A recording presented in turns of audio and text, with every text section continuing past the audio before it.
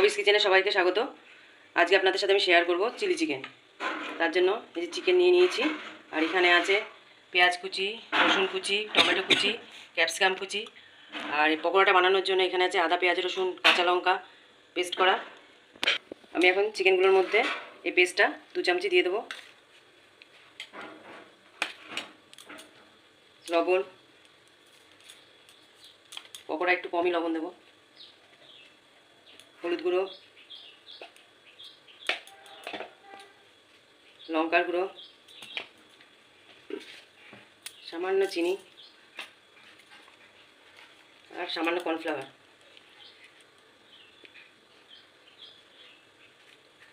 আর দেবো একটা গোটা ডিম,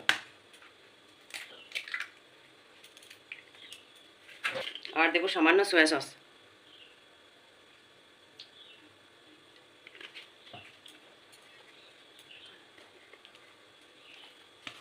এবার ভালো করে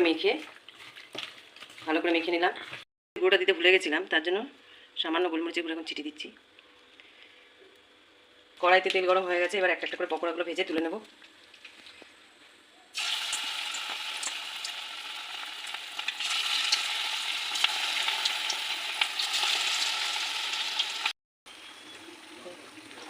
চিকেনগুলো এইভাবে ভেজে পকোড়াগুলো তৈরি করে এই যে এইভাবে তুলে নিয়েছি।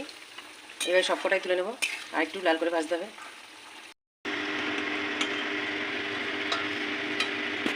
এগুলো তুলে নিচ্ছি তেলেই। এবার এই তেলেই প্রথমে রসুনগুলো দিয়ে দেবো, পেঁয়াজ কুচিগুলো দিয়ে দেবো,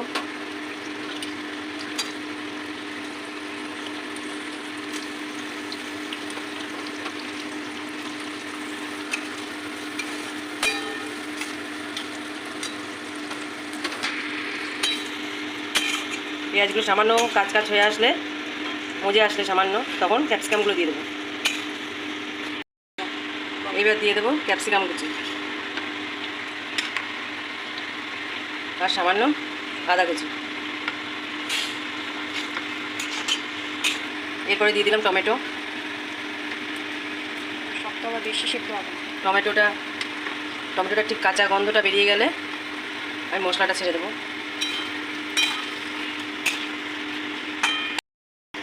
এরপরে খানিকটা যে মশলা ছিল সেই মশলাটা দিয়ে দেবো, পেঁয়াজ আদা রসুন পেস্টটা।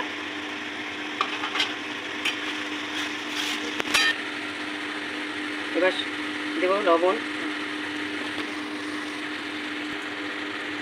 হলুদ,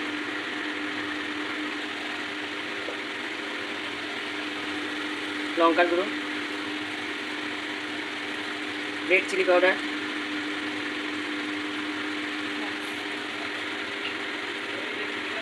সামান্য চিনি, স্বাদের জন্য সামান্য চিনি।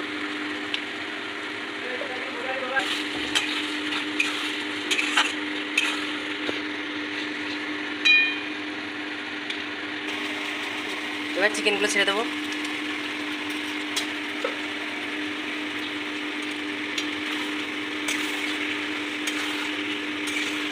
ভালো করে নেড়ে চেড়ে তারপর সসগুলো সব দেবো।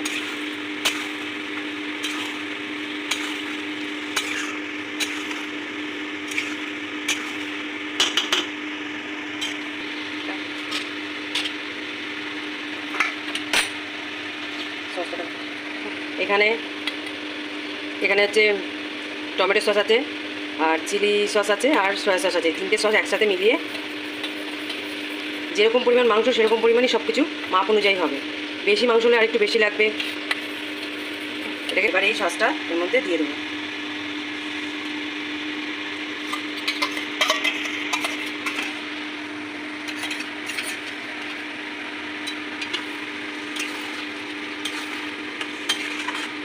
কালারটা খুব সুন্দর এসছে।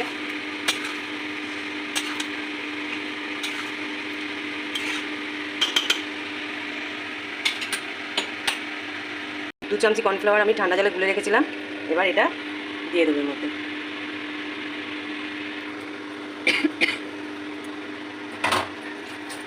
এবার ভালো করে নাড়িয়ে নেব।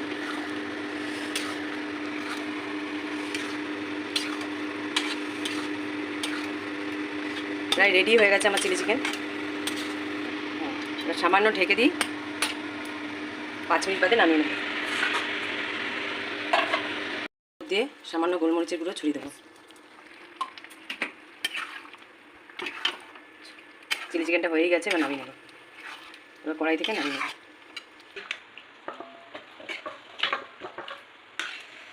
কালারটা খুব সুন্দর এসছে, গন্ধটাও খুব ভালো বেরিয়েছে।